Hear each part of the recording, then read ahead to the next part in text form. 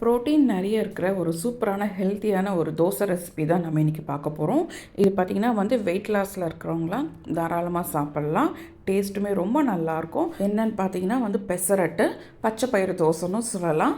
எப்படி பண்ணுறதுன்னு பார்க்கலாம் வாங்க. ஒரு கப் பச்சை பயிறு சேர்த்துக்கேன்.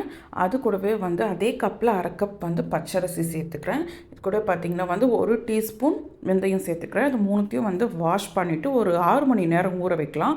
ஊறினதுக்கப்புறம் ஒரு 6-7 காஞ்ச மிளகாய், அரை ஸ்பூன் சீரகம், அரை ஸ்பூன் மிளகு, கைப்பிடி அளவு கொத்தமல்லி தண்டோடு சேர்த்துக்கோங்க. அரை இன்ச்சு இஞ்சி, அதுக்கப்புறம் நம்ம ஊற வச்ச பருப்பு சேர்த்து கொஞ்சம் லைட்டாக குறை அரைச்சிக்கிட்டு தேவையான அளவு சால்ட்டு சேர்த்துக்கலாம். தண்ணி சேர்த்து இந்த பதத்துக்கு இருக்கணும். நல்லா அரைச்ச உடனே நம்ம இது சுட்டுடலாம். தோசையை மெல்லிசாக ஊற்றிக்கோங்க. அப்போ தான் நல்லாயிருக்கும், டேஸ்ட்டாக இருக்கும்.